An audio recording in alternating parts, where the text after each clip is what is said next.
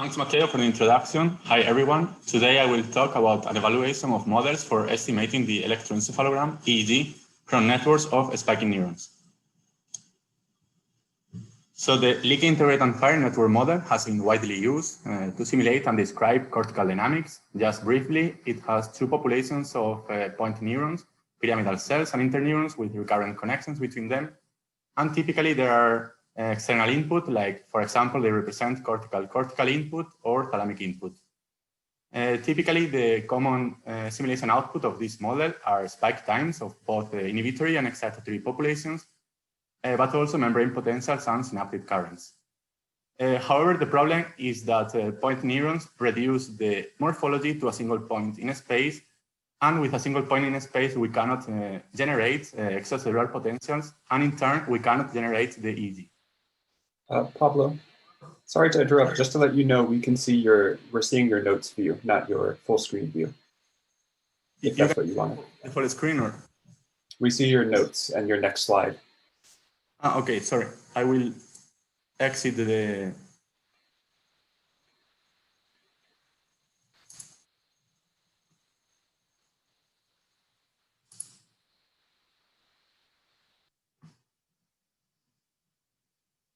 Like this, you still see the notes? We see your PowerPoint now. Only the PowerPoint. Sorry? So like this is okay, or? If you'd like. I'm just not sure if you wanted us to see your notes and your next slide view. But this is also the next slide.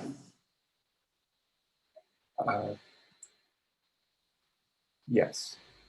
Do you want okay, maybe if I share the to slideshow and start, we see if we see just the slides. Maybe if I share the screen and not the presentation. Let's see.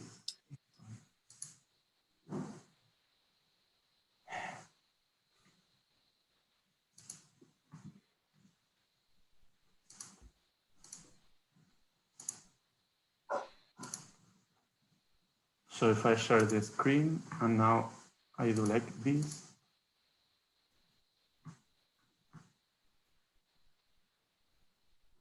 Again. Well, we can see your notes again, but that might be fine. So why don't you continue? I guess it's okay. Yeah. Okay, I will continue like this. So here, the problem is that, as I said, we cannot generate the EEG from a network of point neurons. So we cannot compare directly the simulation outputs of a leaky integrated and fire network model with empirical recordings of the EEG. We can ask the question if is there any way to compare empirical EEG with some kind of prediction or estimation, what it is called also proxies, from the simulation outputs of the leaky integrated and fire network model?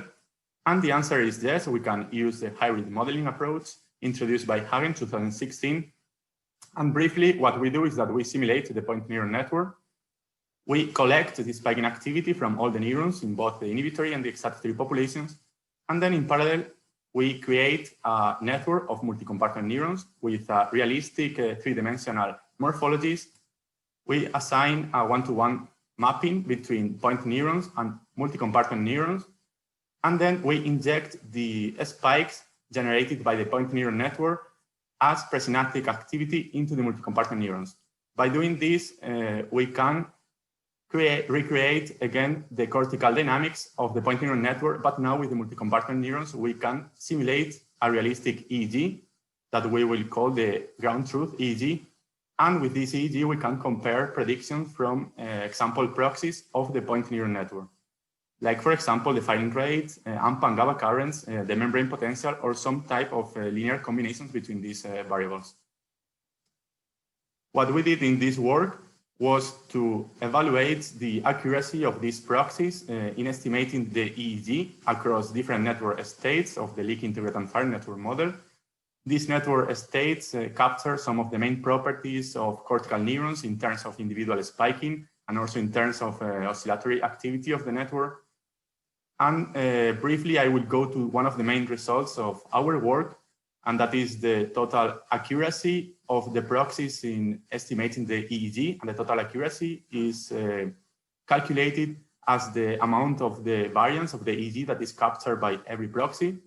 And we can see that for these proxies that we evaluated, the firing rate, AMPA and GABA currents, the membrane potential, the sum of synaptic currents, the sum of the absolute values of synaptic currents, the LFP reference weighted sum, that is an optimized proxy to capture the LFP. And then in this work, we also introduced a new class of proxies that are called ERWS proxies, and they consist of an optimized linear combination of AMPA and GABA currents. And in this plot, if we compare the performance of the different proxies, we can see that the new class of proxies, the ERWS proxies, outperform all the other proxies.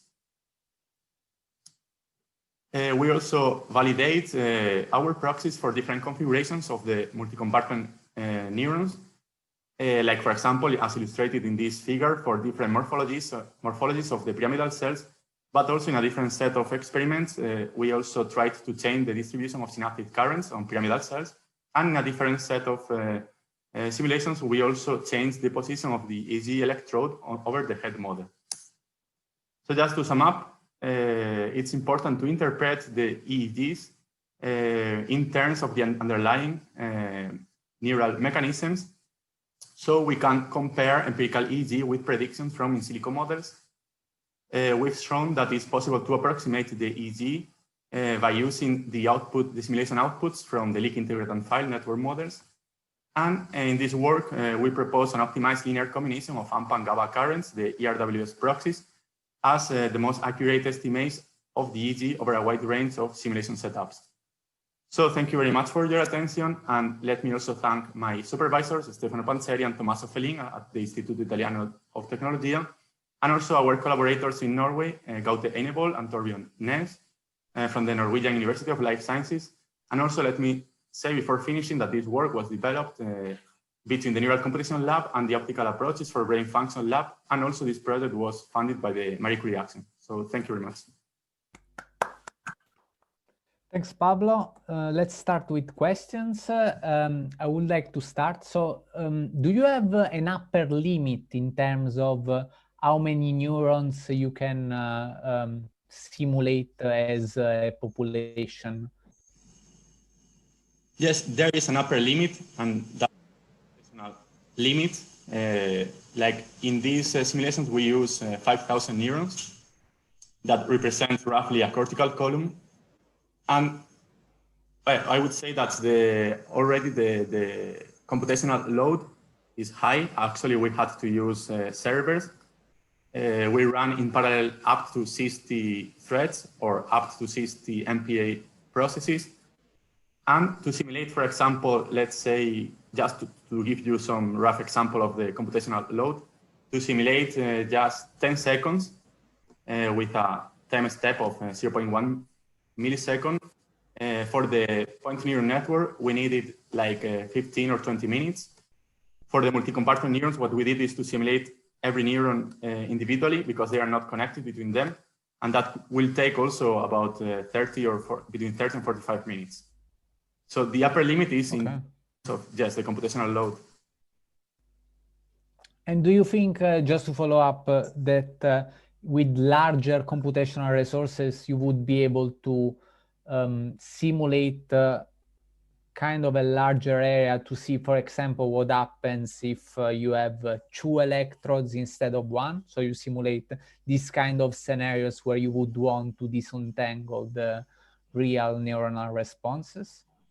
Actually, that's a very good question, because this is one of the future goals that we want to achieve, because obviously the EEG integrates the signal from a lot of neurons, not only 5,000. Actually, this is a quite simplified model. And actually, it could be very, very interesting to be able to simulate larger populations that extend, especially over more than 1 millimeter, and not only to simulate, as you commented, the different electrodes, but also to see what is the influence of the different regions that we simulate, the different, how the EEG depends on the spatial distance from the electrode. But for that, yes, we will need more powerful computational resources. Like, for example, now in different projects across the world, such as the Brain Project or the Human Brain Project, they're using super computers to do that. And actually, that's the future direction that, that we really want to do it as a future goal. Yeah, it sounds very interesting. Now I think that we have Lu Wang that asked a question, and he can actually ask live since it's here. Hi, hello. Can you hear me? Yes. Hi, this is really great work. I have a question. Is it possible to do some backward prediction, for example, just using measured EEG to assess the neural activities? But of course, the EEG might have some artifacts. Yes, thank you for the question. That's also a point that we're thinking in our project as future goals. That could be very, very interesting actually to do to solve the inverse problem, because here actually what we are doing is the feed-forward problem to estimate from the network, from a network model to estimate the EEG.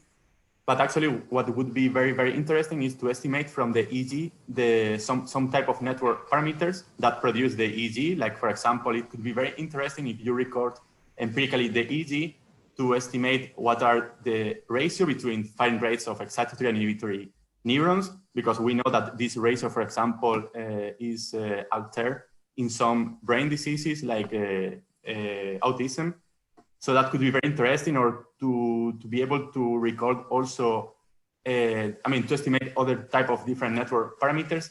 And for doing that, the work that we developed here could be used as a guide, as a constraint for the inverse optimization problem, in the sense that we can force, for example, now that we know that the synaptic currents have a larger contribution to generate the EEG, we can constrain the inverse problem by imposing the condition that the synaptic current should play a very significant role to estimate the network parameters. Yeah, it sounds really, really good. This is really amazing. Is it possible to follow this project? Do you already have some publications, or there's a website to follow? Yes, we are about to publish the preprint in bioRxiv between this week and the next week. Also, this project has already initiated, very recently as a Marie Curie project.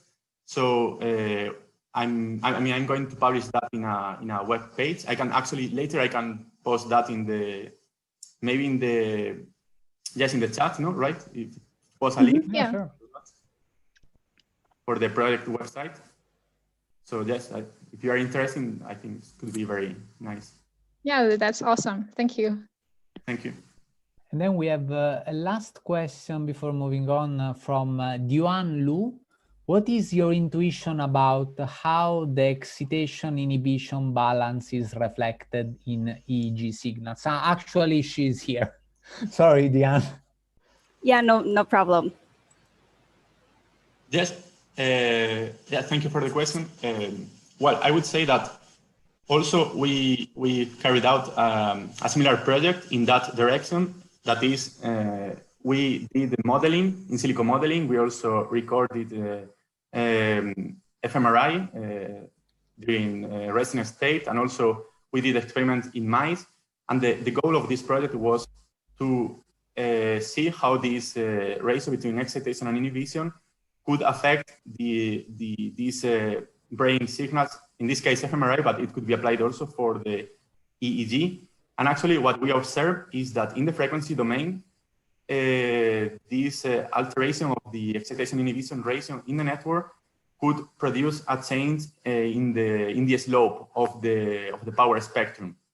And we also developed different metrics to to assess what is these changes in the slope and how this change in the slope of the spectrum could be related with this ratio between excitation and inhibition. So yes, I think also what we did here could be used, the work that we implemented here for the EEG could be used, I mean, going in that direction. Yes, that's it. Cool, thank you. Thank you very much. Welcome. Okay, so if we have time, could I ask one more question? Because I know we please. will have a little bit of extra We don't have a time. speaker, so yeah, please go on. Yeah. So Pablo, I'm curious, what would it take to verify these simulations in vivo? Well, that's a quite difficult question to answer in terms, I mean, theoretically, we know what what you need. Actually, we would need to record simultaneously. And actually, this is something that at Feline's lab, they are trying to do, to record simultaneously the EEG or also ECG, because it's, well, there's some technical issues. It's easier to record.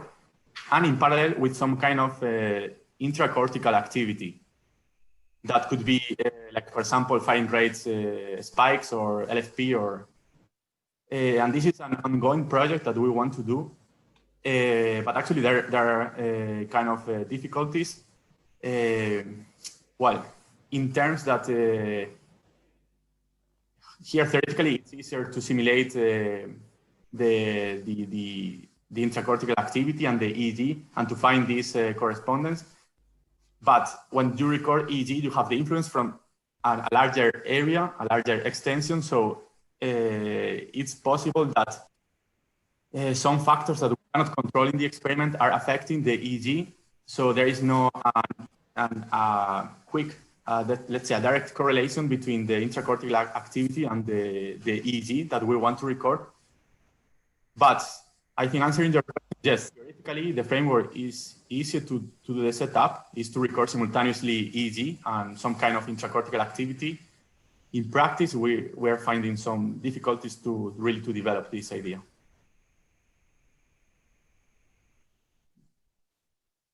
Sounds very interesting, and probably we will have some time.